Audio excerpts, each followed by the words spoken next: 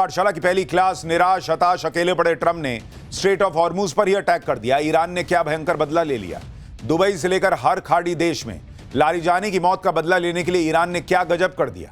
Trump ने फोड़ दिया भयंकर बंकर बस्टर बम। ईरान के परमाणु बम फटने वाले हैं क्या? और ट्रंप और नेतन्याहू क्या मुस्तफा खामनेई को भी मारेंगे? दोनों का अगला प्लान क्या है? सबसे पहले इसका चैप्टर देखिए। ईरान से युद्ध डोनाल्ड ट्रंप के गले की ऐसी फांस बन गया है कि हर बीतते दिन के साथ लग रहा है कि ईरान के खिलाफ युद्ध छेड़कर ट्रंप से भारी मिस्टेक हो गई। और यह मिस्टेक इतनी भारी है बॉस कि दुनिया ट्रंप और अमेरिका दोनों को हल्के में लेने लगी है, क्योंकि ट्रंप ना तो युद्ध जीत पा रहे हैं, ना उससे निकल पा रहे हैं, और इसी खींच में वो भयंकर बमबारी कर रहे हैं। लेकिन जितना वो बम फोड़ते हैं, ईरान पलटकर अमेरिका को उतना ही फोड़ देता है, इजराइल को फोड़ देता है। भर दुनिया में बॉस ट्रंप को गाली पड़ रही है कि भाई तुम्हारे चक्कर में हमारी हालत खराब हो रही है। कोई ट्रंप के इस युद्ध में उनका पार्टनर बनने को तैयार नहीं है, और ऐसा ही चलता रहा तो अमेरिका की सारी रंगबाजी निकल जाएगी बॉस। भर दुनिया के रंगबाज बने घूम रहे थे ना, सारी रंगबाजी निकाल दी ईरान ने, रंग उतार दिया चेहरे का। ट्रंप को अब लगने लगा है कि जल्द से जल्द युद्ध समेटना पड़ेगा, लेकिन समेटे कैसे? रास्ता ही नहीं मिल रहा है निकलने का। युद्ध खत्म करने की इसी जल्दबाजी में ईरान युद्ध में ट्रंप ने कुछ ऐसा करना शुरू कर दिया है जो युद्ध में अब तक नहीं हुआ। अमेरिका ने स्ट्रेट ऑफ हॉर्मुज खुलवाने के लिए वहां पर 5000 पाउंड यानी करीब 2 टन के बंकर बस्टर बम से बड़ा अटैक किया। इतना ही नहीं, पहली बार युद्ध में ईरान के न्यूक्लियर पावर प्लांट पर हमला हुआ, वहां पर बम गिराए गए। इसके अलावा पहली बार युद्ध में ईरान के नेचुरल गैस फैसिलिटी पर अटैक हुआ है, जहां से नेचुरल गैस का प्रोडक्शन ईरान करता है। यानी ट्रंप ने अचानक से युद्ध का दायरा बड़ा कर दिया है और युद्ध को नेक्स्ट लेवल पर लेकर जा रहे हैं, जिसमें हॉर्मुज स्ट्रेट से लेकर ईरान का तेल गैस प्रोडक्शन और उनका परमाणु संयंत्र सब निशाने पर आ गया है बॉस। और इसलिए दुनिया और घबरा गई है, क्योंकि ईरान झुकने को तैयार नहीं अब भी। और इसका मतलब यह है कि डोनाल्ड ट्रंप पहाड़ से उतरने के बजाय और पहाड़ पर चढ़ते जा रहे हैं। ट्रंप से अब रहा नहीं जा रहा, वो बेसब्र हो चुके हैं, क्योंकि युद्ध को 19 दिन बीत चुके हैं। ट्रंप को अब तक अपनी सॉलिड जीत दिख नहीं रही है, और इसलिए उन्हें लगता है कि और फोड़ो, फोड़ते जाओ, कभी तो ईरान जो है वो हारेगा। लेकिन ईरान हारने को तैयार नहीं। आप देखिए कि एक तरफ ईरान की लाइफलाइन पर अमेरिका के अटैक तेज हो गए, दूसरी तरफ इजराइल ने फिर से ईरान की लीडरशिप को मारना शुरू कर दिया। इजराइल ने आज ईरान के इंटेलिजेंस मिनिस्टर को मार दिया। कल इजराइल ने ईरान के सिक्योरिटी चीफ अली लारजानी को मारा था। लारजानी के साथ इजराइल ने ईरान के एक और बड़े कमांडर को भी मारा था। 24 घंटे में इजराइल ने ईरान की टॉप लीडरशिप के 3 बड़े लोगों को उड़ा दिया है। क्या अगला नंबर मुस्तफा खामनेई के मारे जाने का है? क्या मुस्तफा को मारने से ईरान सरेंडर कर देगा? लोग कह रहे कैसे कर देगा? जब मुस्तफा के अब्बू मारे गए तब ईरान ने सरेंडर नहीं किया, जब लारजानी मारे गए तब नहीं किया, तो मुस्तफा के मारे जाने पे कैसे कर देगा? क्योंकि ईरान एक व्यक्ति की लड़ाई नहीं लड़ रहा है, वो कह रहा है कि हम लड़ते जाएंगे, क्योंकि ये उनके वजूद की लड़ाई है। उधर इजराइल मारता जा रहा है, दूसरी तरफ ट्रंप हॉर्मुज स्ट्रेट पर कब्जे का कौन सा प्लान बनाकर बैठे, आज आपको बताऊंगा। क्या वाकई ट्रंप हॉर्मुज स्ट्रेट पर कब्जा कर पाएंगे? ट्रंप ने हॉर्मुज स्ट्रेट को लेकर दुनिया को क्या नई धमकी दी है, यह सब आपको बताऊं। और साथ ही टॉप लीडरशिप के फिर से मारे जाने पर अब ईरान ने ऐसा क्या कह दिया है कि नेतन्याहू और ट्रंप दोनों के पैरों तले जमीन निकल गई है। ईरान ने टारगेट किलिंग के बाद क्या कहर ढार दिया है, आपको देखना होगा आज। ईरान के तेल गैस पर अटैक हुआ तो क्या ईरान पूरे गल्फ के तेल गैस में आग लगा देगा? यह सब आज आपको बताने वाला हूं। साथ ही इस पूरे घटनाक्रम के बीच पाकिस्तान को बड़ा झटका लगा है बॉस। मुनीर के लिए नई मुसीबत आ गई है, और पाकिस्तान को यह झटका किसी और ने नहीं, अमेरिका ने दिया है। और क्या उस झटके का मतलब है कि भारत पाकिस्तान को फोड़ने वाला है? देखिए, डोनाल्ड ट्रंप अब युद्ध को ज्यादा दिन खींच नहीं पा रहे हैं, इसलिए कैसे तेजी से चीजें पिछले 24 घंटे में और भड़क गई हैं, वो आप देखिए कि इजराइल ने फिर से ईरान की टॉप लीडरशिप को धड़ाधड़ मारना शुरू कर दिया है। उधर ट्रंप स्ट्रेट ऑफ हॉर्मुज पर कब्जे का प्लान बनाकर बैठे हैं। हॉर्मुज स्ट्रेट खुलवाने के लिए बम पे बम फोड़ रहे हैं, और फिर से दुनिया के दूसरे देशों को कहने लगे हैं कि सब मिलकर आओ, यही मौका है, आओगे तो फायदे में रहोगे। युद्ध जल्द खत्म करने की तड़प में ही ट्रंप ने एक और कांड करवा दिया कि पहली बार ईरान के तेल गैस पर अटैक होने शुरू हो गए। युद्ध के 19 दिन में जो नहीं हुआ वो पिछले 24 घंटे में होने लगा है। अब ईरान के गैस और ऑयल ठिकानों पर हमले शुरू हो गए। दावा है कि ईरान के बुशेहर प्रांत में ईरान के गैस फैसिलिटी, ऑयल और पेट्रोकेमिकल फैसिलिटी पर एयर स्ट्राइक हुई। ईरान के साउथ पार्स गैस फील्ड से जुड़े ठिकानों पर हमला किया गया है। South Pars gas field Iran के लिए बहुत इंपॉर्टेंट है। यहां ईरान का 40% से ज्यादा गैस रिजर्व है। यह दुनिया के टोटल गैस रिजर्व का 8% है बॉस। और कहा जा रहा है कि अब अमेरिका वहां हमला कर रहा है, अब इजराइल वहां हमला कर रहा है। यानी डोनाल्ड ट्रंप को शायद यह लगने लगा है कि ईरान को लूट तो पाएंगे नहीं, कम से कम उसको इतना बर्बाद कर दो कि युद्ध तो रुके, वरना वो खुद लूट जाएंगे अमेरिका वाले। 19 दिन के युद्ध में ईरान के एनर्जी इंफ्रास्ट्रक्चर बचे हुए थे क्योंकि अमेरिका को बाद में उनको लूटना था, लेकिन अब उन पर हमले हो रहे हैं। पहली बार ईरान के न्यूक्लियर पावर प्लांट पर भी हमले का दावा है। ईरान ने आरोप लगाया है कि उसके बुशर न्यूक्लियर प्लांट पर हमला हुआ है। हालांकि राहत की बात यह है कि वहां किसी तरह के लीकेज की खबर नहीं है फिलहाल। इंटरनेशनल एटॉमिक एनर्जी एजेंसी ने भी ऐसी संवेदनशील जगह पर हमला न करने की अपील की है। यानी डोनाल्ड ट्रंप बिल्कुल अपनी सनक में अपना आपा खो चुके हैं।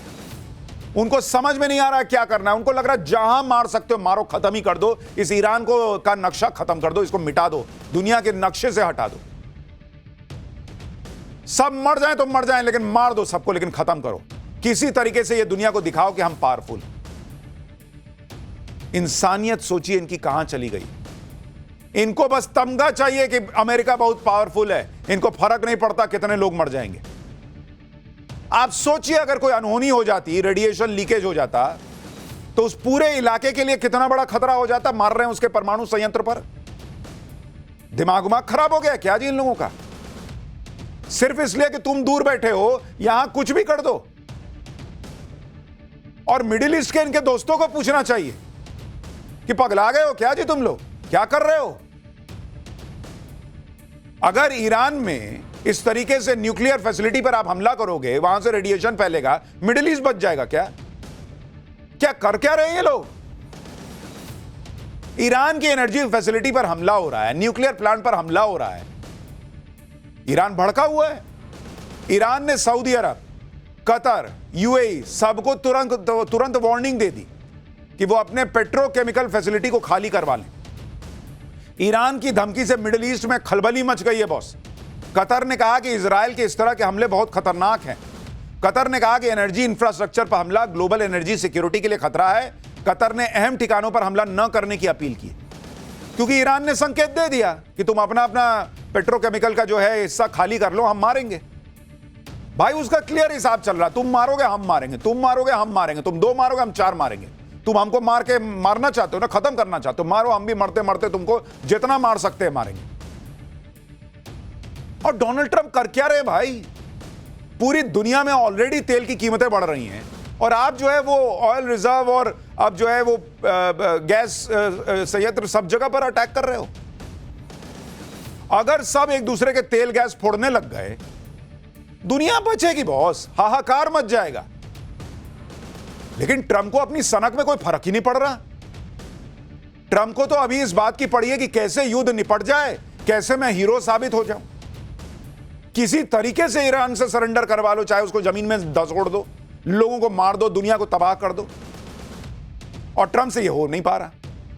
हॉर्मुज़ स्ट्रेट खुलवाना ट्रंप की सबसे बड़ी चुनौती बनी हुई है और इसलिए ट्रंप फिर से दुनिया को कहने लगे हैं कि आओ मिलकर हॉर्मुज़ स्ट्रेट खुलवा देते हैं। ट्रंप ने आज सुबह उठते कह दिया कि ईरान में जो कुछ बचा है वो उसे खत्म कर देंगे, लेकिन सोचना तो उन सहयोगी देशों को है जो स्ट्रेट ऑफ हॉर्मुज़ खुलवाने के लिए कोई जवाब नहीं दे रहे। स्ट्रेट ऑफ हॉर्मुज़ तो अमेरिका इस्तेमाल नहीं करता, लेकिन जो देश इस्तेमाल करते हैं वो जल्द तैयार हो जाए। यानी ट्रंप कह रहे हैं कि हॉर्मुज़ स्ट्रेट जिसे इस्तेमाल करना है वो साथ आ जाए, अभी मौका है, साथ आ जाएंगे तो फायदे में रहेंगे। ये वही ट्रंप हैं जो कल तक कह रहे थे कि उन्हें किसी की जरूरत नहीं है, अमेरिका अकेले काफी है। मैंने आपको कहा ना कि इनका तार सटता है छूटता है, सटता है तो कहते सब साथ आ जाओ, छूटता है तो कहते भक्त मुझे किसी की जरूरत नहीं। क्योंकि अंदर अंदर बेइज्जती तो महसूस होती है कि कोई आ तो रहा नहीं है और भर दुनिया में कह रखे हैं कि मेरे से आगे कोई टिकता नहीं है।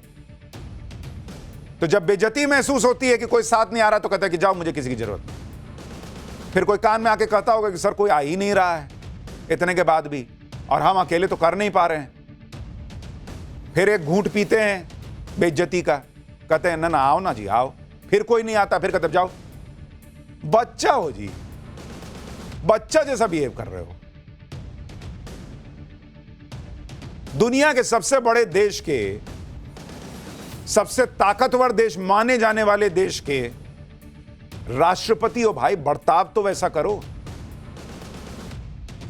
ट्रंप ने ईरान पर सब कुछ करके देख लिया, बड़े बड़े बम मार दिए, वहां की टॉप लीडरशिप उड़ा दी, लेकिन अब तो ईरान ने सरेंडर नहीं किया अभी तक।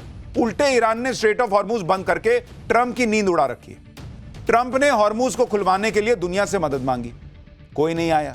ट्रंप ने हॉर्मुज पर कब्जे के अपने प्लान पर नया काम शुरू किया। हॉर्मुज स्ट्रेट के पास अमेरिका ने 5000 पाउंड यानी करीब 2200 किलोग्राम के बंकर बस्टर बम फोड़ दिए।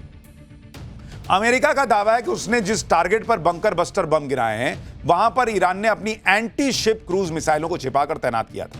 ये क्रूज मिसाइलें अमेरिका और इजरायल के जहाजों के लिए खतरा बनी हुई थी। अमेरिकी सेंट्रल कमांड ने लिखा कि कुछ घंटे पहले अमेरिकी सेना ने हॉर्मुज स्ट्रेट के पास ईरान के तट पर स्थित ईरान के मजबूत मिसाइल ठिकानों पर 5000 पाउंड के कई डीप पेनिट्रेटर बमों का सफलतापूर्ण इस्तेमाल किया है।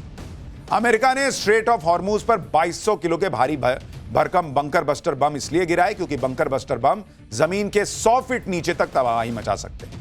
ये 22 फीट मोटी कंक्रीट की दीवार को तोड़ सकते हैं।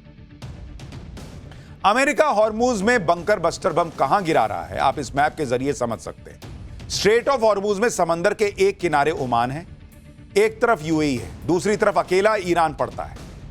स्ट्रेट ऑफ हॉर्मुज में इसी जगह पर जहां आप गोला देख रहे हैं, वहीं पर कहा जा रहा है कि अमेरिका ने बंकर बस्टर बम को फोड़ा है। ट्रंप को लग रहा है कि बंकर बस्टर बम गिरा और स्ट्रेट ऑफ हॉर्मुज पर कब्जा कर लेंगे, वो ईरान को सरेंडर करवा देंगे। लेकिन ईरान के पास हॉर्मुज स्ट्रेट को कंट्रोल करने का एकमात्र जरिया सिर्फ उसकी क्रूज मिसाइलें थोड़ी हैं। ईरान इस इलाके से गुजरने वाले जहाजों को वाटर ड्रोन रॉकेट, सी माइंस, हाई स्पीड बोट्स और ड्रोन से भी टारगेट कर रहा है। और अगर अमेरिका को लगता है कि उन्होंने बंकर बस्टर बम फोड़ दिया, स्ट्रेट ऑफ हॉर्मुज खुल गया, तो अपने जहाज भेज के दिखाएं, अपने लोगों को भेज के दिखाएं। हवाबाजी से नहीं ना होगा बॉस। इसलिए ट्रंप नहीं चाहते कि स्ट्रेट ऑफ हॉर्मुज में अमेरिका अकेले घुसे। ट्रंप चाहते हैं कि बाकी सब देश भी साथ आ जाएं, लेकिन इसके लिए दूसरे देश तैयार नहीं है। आज ही जर्मनी के विदेश मंत्री ने कहा है कि अगर अमेरिका स्ट्रेट ऑफ हॉर्मुज को सिक्योर नहीं कर सकता, तो फिर यूरोप की फोर्सेस भी तो नहीं कर सकती। जर्मनी के विदेश मंत्री ने कहा कि हमें ईरान और अरब देशों के साथ एग्रीमेंट करना चाहिए जिससे जहाज जा सके। उधर ईरान कह रहा है कि यह समुद्री रास्ता तो उसका है, वो अपने दुश्मनों को जाने नहीं देगा। ईरान के विदेश मंत्री ने कहा कि युद्ध के बाद सबसे पहला काम यह होगा कि हॉर्मुज स्ट्रेट से गुजरने के लिए ईरान नए नियम बनाएगा। भाई, इन दोनों के चक्कर में दुनिया का क्या होगा, आदमी सोच सोच के परेशान हो रहा है। और मैं आपको डे 1 से कह रहा हूं बॉस, 19 दिन हो गया आज, अलग अलग देशों में अलग अलग जगहों पर इंपैक्ट पड़ रहा है। खुद अमेरिका में महंगाई बढ़ गई है, मानने को तैयार नहीं है भाई साहब। ट्रंप के सामने मुसीबत यही है कि ईरान झुक नहीं रहा, सरेंडर नहीं कर रहा। जितना ज्यादा ईरान लड़ता चला जा रहा है, उतना ज्यादा ट्रंप के लिए मुसीबतें बढ़ रही हैं। आप अमेरिका में देखिए, वहां तेल गैस के दाम आसमान छू रहे हैं। अमेरिका में 40% तक फ्यूल के प्राइसेस बढ़ गए। और इसी को देखकर आज ट्रंप ने एक फैसला लिया। ट्रंप ने फ्यूल प्राइस की कीमतों को कम करने के लिए 100 साल पुराने जोन्स एक्ट में 60 दिन की छूट दे दी। इस कानून के तहत जो भी सामान अमेरिका के पोर्ट्स के बीच आता जाता है, वो शिप अमेरिका का होना चाहिए और क्रू मेंबर में भी अमेरिकी नागरिक होने ही चाहिए। इस जोन्स एक्ट की वजह से सामान के ट्रांसपोर्ट में काफी वक्त लगता था, दाम बढ़ जाते थे। लेकिन अब ट्रंप ने इस कानून के तहत जो नियम है उसमें 60 दिन की छूट दे दी। क्यों दे दी भाई? क्योंकि आपको दिख रहा है कि आपके देश में महंगाई बढ़ रही है, इसलिए आपने इतने पुराने नियम में भी छूट दे दी। अपने यहां के लोगों की मजबूरी दिख रही है। हमारे यहां जो हो रहा है वो नहीं दिख रहा, दूसरे जगह हो रहा है वो नहीं दिख रहा।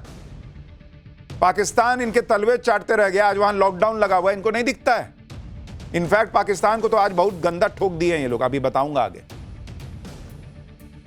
ट्रंप को मजबूरी में ये सब करना पड़ रहा है, वो दिखा रहे हैं, क्योंकि हर मामले के एक्सपर्ट बनते थे, लेकिन ईरान के मामले में ऐसा फंस गए कि लोग मजाक उड़ा रहे हैं। भाई ट्रंप कितने बड़े लफ्फाज हैं, कितना लंबा लंबा फेंकते हैं। भाई साहब ये लिस्ट लंबी है। ये आदमी इतना बड़ा लफ्फाज है कि ये हर चीज में इनकी लाइन है कि मुझसे बेहतर कोई नहीं जानता। वो क्या राजपाल यादव का सीन है ना कि मैं सब जानता हूं सर। ये भाई साहब वही है, मैं सब जानता हूं, मुझसे बेहतर कोई नहीं जानता। इसी लफ्फाजी के चक्कर में इन्होंने दुनिया को फंसा दिया। इसी लफ्फाजी ने ट्रंप से ईरान युद्ध करवा दिया, क्योंकि इनको लगता है मैं सब जानता हूं, और अब फंस गए। लेकिन फंस गए तो ये नहीं जानते कि इससे निकलना कैसे है। अपनी खींच मिटाने के लिए ट्रंप ने सारे हथियार निकाल लिए। हार्मुज पे बर्फ गिरा के देख लिया, ईरान की टॉप लीडरशिप मार के देख ली। क्या हुआ? युद्ध खत्म हुआ। कल ही इजराइल ने ईरान के national security chief Ali Larijani को ढेर कर दिया। आज इजराइल ने ईरान के इंटेलिजेंस मिनिस्टर को मार दिया। इजराइल ने बताया कि पिछली रात उसने एयर स्ट्राइक में इंटेलिजेंस मिनिस्टर इस्माइल खतीब को खत्म कर दिया है। साल 2021 में इस्माइल खतीब ईरान के इंटेलिजेंस मिनिस्टर बने थे। खतीब ईरान की मिनिस्ट्री ऑफ इंटेलिजेंस को संभाल रहे थे। इजराइल ने आरोप लगाया कि खतीब के मंत्री रहते हुए ही ईरान ने इजराइल के खिलाफ कई खुफिया ऑपरेशन किए थे। इजराइल ने यह भी हाल ही में ईरान में प्रदर्शनकारियों को मारने में खतीब का अहम रोल था, यह भी कहा। इससे पहले कल इजराइल ने ईरान के national security chief Ali Larijani को ढेर किया था। जिस वक्त अली लारिजानी पर हमला हुआ वो तेहरान के बाहरी इलाके करज के परदीस में अपने परिवार के साथ थे। इस हमले में अली लारिजानी और उनके बेटे डॉक्टर मोर्जता लारिजानी की मौत हो गई। लारिजानी और उनके बेटे के ताबूत को ईरान में सार्वजनिक तौर पर दिखाया गया। 17 दिन पहले ईरान के सुप्रीम लीडर अयतुल्ला अली खमनेई को टारगेट किया गया था। उसके बाद से ईरान की टॉप लीडरशिप को नहीं छुआ गया था, लेकिन अब फिर से टॉप लीडरशिप को मारा जा रहा है। इससे यही सवाल उठ रहे हैं कि क्या यह युद्ध की कोई रणनीति है, या फिर ऐसा इसलिए किया जा रहा है क्योंकि ट्रंप समझ रहे हैं कि ईरान में कोई रिजीम चेंज नहीं होने वाला। ट्रंप समझ गए कि ईरान ना बातचीत करने के मूड में है, ना सरेंडर करने के मूड में है। क्या इसी वजह से ईरान पर प्रेशर बनाने के लिए उनकी टॉप लीडरशिप को खत्म किया जा रहा है? क्या युद्ध को जल्दी निपटाने के लिए ताबड़तोड़ किलिंग हो रही है? जिस तरह से ईरान की टॉप लीडरशिप पर हमले हो रहे हैं, उसके बाद सवाल यह भी है कि क्या अगला नंबर मुस्तफा खामनेई का है, क्योंकि मुस्तफा खामनेई अब ईरान के नए सुप्रीम लीडर हैं। मुस्तफा के तौर पर ईरान को नया चेहरा, नया नेतृत्व, नया जोश मिला है। इस जोश को ठंडा करने के लिए ट्रंप मुस्तफा को भी टारगेट कर सकते हैं। उधर इजराइल यह दावा कर रहा है कि अभी तो कई और सरप्राइज बचे हुए हैं। ट्रंप शायद इस गलतफहमी में है कि अगर वो ईरान की टॉप लीडरशिप को मारते चले जाएंगे, मुस्तफा खामनेई को भी उड़ा देंगे, हॉर्मुज स्ट्रेट को खुलवा देंगे, खार्ग आइलैंड पर कब्जा कर लेंगे, तो ईरान को हरा देंगे। लेकिन ईरान अलग लेवल पर है बॉस। आज ईरान से अली लारिजानी के जनाजे पर जो भीड़ उमड़ी है, उसे देखकर तो साफ लग रहा है कि ईरान झुकने वाला नहीं है। आप भीड़ को देखिए बॉस, अली लारिजानी के जनाजे में जुटी इस भीड़ को देखिए। डोनाल्ड ट्रंप के एक्शन ने ईरान को और एकजुट कर दिया है। अब वहां कट्टरपंथ की बात ही नहीं हो रही, अब वहां नेशनलिज्म की बात हो रही है। वहां राष्ट्रवाद जाग रहा है कि भाई हमको सबको एक रहना है, कट्टरवाद तो बाद में देख लेंगे। और इनको पता है कि चारों तरफ बम फट रहा है, फिर भी इतनी पब्लिक आई हुई है। अली लारिजानी के जनाजे में जुटी यह भीड़ मैसेज दे रही है कि ईरान किसी भी कुर्बानी के लिए तैयार है। ईरान के विदेश मंत्री अब्बास अरागची भी कह रहे हैं कि हमें अपनी जान में देने में कोई हिचक नहीं है। भाई वो कह रहे हैं खुल के। ईरान के विदेश मंत्री ने कहा कि किसी एक व्यक्ति का मारे जाने से स्ट्रक्चर पर कोई असर नहीं पड़ेगा। उनके मुताबिक जब हमारे सुप्रीम लीडर भी शहीद हो गए, तब भी ईरान लड़ता ना रहा। ईरान के विदेश मंत्री ने कहा कि अगर मैं भी मारा जाऊंगा ना, तो कोई और मेरी जगह आ जाएगा। यानी ईरान का मैसेज क्लियर है कि तुम मारते जाओगे, कोई खड़ा होता जाएगा, तुम मारोगे, कोई खड़ा होगा, तुम मारोगे, कोई खड़ा होगा। इससे सोल्यूशन नहीं निकलना बॉस। ईरान कह रहा है कि जब वो अपने सुप्रीम लीडर की मौत के बाद नहीं झुका, तो अब क्या झुक जाएगा यार। ईरान खुला चैलेंज दे रहा है, जिसको मारना है मार दो। भर भीड़ खड़ी है सड़क पर, मार दो सबको। लेकिन ईरान नहीं झुकने वाला। ईरान ने अपने रक्षा प्रमुख अली लारिजानी की मौत का बदला लेने की कसम खा ली। IRGC यानी ईरान रेवोल्यूशनरी गार्ड कॉर्प्स ने इजराइल पर मिसाइल हमलों की 61वीं लहर का ऐलान कर दिया। IRGC ने कहा है कि वो लारिजानी की मौत को ना भूलेंगे, ना किसी को भूलने देंगे। और जब तक इजराइल से खूनी बदला नहीं ले लिया जाता, तब तक IRGC का एक भी गार्ड चैन से नहीं बैठेगा। IRGC ने कहा है कि इस तरह के एक्शन इस्लामी गणराज्य की स्वतंत्रता, आजादी, क्षेत्रीय अखंडता, ईरान की रक्षा के रास्ते में बाधा नहीं बनेगी। IRGC ने कहा कि लारिजानी की मौत देश में नया जोश भरने का सोर्स बनेगी। इजराइल पर नई मिसाइल वेब अटैक की धमकी के बाद IRGC ने एक वीडियो भी जारी किया। इस वीडियो में एक के बाद एक कई मिसाइल्स लॉन्च होती हुई दिख रही हैं। अपने रक्षा प्रमुख की मौत के कुछ घंटों बाद ईरान ने इजराइल और अमेरिका के ठिकानों पर ताबड़तोड़ हमले किए। आप देखिए कि पिछले 24 घंटे के भीतर ईरान ने UAE, सऊदी अरब, बहरीन, बगदाद, कतर, कुवैत और तेल अवीव को धमाकों से हिला दिया। UAE के अल मिनहाद एयरबेस पर मिसाइल फोड़ी, दुबई में कई ड्रोन धमाके किए, बगदाद में US एम्बेसी पर ड्रोन और रॉकेट फोड़ दिए, सऊदी अरब के प्रिंस सुल्तान एयरबेस को टारगेट किया। अकेले सऊदी अरब ने करीब 100 मिसाइलें इंटरसेप्ट की। इजराइल के तेल अवीव और रामत गन में ईरानी मिसाइलों ने तबाही मचा दी। मिडिल ईस्ट में मौजूद अमेरिकी मिलिट्री बेस पर मिसाइलें दागी गई। यानी ईरान ने भी अपने हमले तेज कर दिए। इजराइल पर ईरान का यह भयानक हमला देखिए। इजराइल के आसमान में एक साथ आग के 50 से ज्यादा शोले बरस उठे। ये इजराइल की तस्वीरें आपको दिखा रहा हूं। तेल अवीव में यह तबाही ईरान की मिसाइल खुर्रम शहर 4 ने मचाई है। ईरान की बैलिस्टिक मिसाइल्स का ये क्लस्टर एमिनिशंस ने तेल अवीव से लेकर रामत गान तक कहर बरसा दिया। ईरान की इस बैलिस्टिक मिसाइल के क्लस्टर म्यूनिशंस जहां जहां गिरे वहां कैसी तबाही मची, आप खुद देखिए। यह तेल अवीव का अंडरग्राउंड सेविडोर रेलवे स्टेशन है। क्लस्टर म्यूनिशंस ने जमीन के भीतर बने इस रेलवे स्टेशन को भेद दिया। प्लेटफॉर्म पर चीजें बिखरी पड़ी हैं और ट्रेन को भी नुकसान पहुंचा। इजराइल के तेल अवीव के बाहरी इलाके में एक सुनसान सड़क पर भी ईरानी क्लस्टर म्यूनिशंस गिरे तो सड़क पर बड़ा सा गड्ढा बन गया। देखिए, मिसाइल्स के अलावा ईरान ने अपने खतरनाक ड्रोन को भी काम पर लगा दिया। ईरान ने ड्रोन अटैक का एक नया वीडियो जारी किया है जिसमें रात के अंधेरे में एक के बाद एक दनादन ड्रोन उड़ते नजर आ रहे हैं। ईरान के मुताबिक इन ड्रोन्स के निशाने पर खाड़ी देशों में अमेरिकी ठिकाने थे। इजराइल के डिफेंस सिस्टम को छकाते हुए ईरान की मिसाइल तेल अवीव में एक अपार्टमेंट पर जा गिरी, जिसके बाद पूरे इलाके में कोहराम मच गया। अपार्टमेंट के कई फ्लोर पर आग लग गई। पार्किंग में खड़ी कई गाड़ियां जल गई। फायर ब्रिगेड वाले आग बुझाते नजर आए। तेल अवीव के रमत गान से हमारे सहयोगी की ग्राउंड रिपोर्ट देखी। इस वक्त रमत गान इलाके में है इजराइल में, जहां की रात में एक बहुत बड़े प्रोजेक्टाइल को एयर डिफेंस इक्विपमेंट ने डिस्ट्रॉय किया, लेकिन उसका जो डेबरी है, उसका जो मलबा है, आकर एक ऐसे रिहायशी इलाके पर एक घर पर गिरा। आप देख सकते हैं जो बालकनी वो पील आउट हो गई है, बिखर कर बाहर आ गई और जिसका पूरा मलबा नीचे गिरा हुआ था। और इसमें एक हादसा हुआ जिसमें कि 2 बुजुर्ग व्यक्ति जिनकी उम्र लगभग 70 साल थी, उनकी मृत्यु हो गई है। और जब हम यहाँ पहुंचे तो एडमिनिस्ट्रेशन के लोगों ने इस पूरे इलाके को चारों ओर से घेर लिया था और अभी बहुत सारे यूनिफॉर्म्स के लोगों को भी इस इलाके में बुलाया गया है, और जो कि करीब 10 मिनट पहले यहाँ सारे आए हैं। और उसी अभी और आगे आप देखेंगे कि एडमिनिस्ट्रेशन का जो लोग हैं वो इस इलाके से टेलटेल साइन को भी हटा रहे हैं। और कार पे आप देखें तो जो शीशा जिस तरह से बिखरा हुआ है। और इजराइल पर एक तरफ ईरानी मिसाइलें कहर बनकर बरस रही हैं, दूसरी तरफ हिजबुल्लाह भी हमले कर रहा है। यानी इजराइल एक साथ दो तरफा हमले झेल रहा है। ईरान के प्रॉक्सी कहे जाने वाले हिजबुल्लाह ने नया वीडियो जारी किया है। इस वीडियो में हिजबुल्लाह इजराइल पर दनादन मिसाइल्स दाग रहा है। हिजबुल्लाह का दावा है कि हमले इजरायली मिलिट्री बेस को निशाना बनाकर किए गए। यानी ईरान की टॉप लीडरशिप मर भी रही है, लेकिन ईरान नहीं रुक रहा। उधर इजराइल भी रुकने का नाम नहीं ले रहा। इजराइल के पीएम बेंजामिन नेतन्याहू खुद सामने आ गए और ईरान की टॉप लीडरशिप को खत्म देने का ऑर्डर देने लगे। नेतन्याहू के नए वीडियो और नए बयान से वो बात भी पुख्ता कर दी हो गई जो बात हमने आपको पाठशाला में पहले दिन बताई थी कि नेतन्याहू की मौत के बारे में जो अफवाहें सोशल मीडिया पर चल रही हैं वो सारी गलत हैं। और देखिए पाठशाला में जो बताया वो सही साबित हुआ।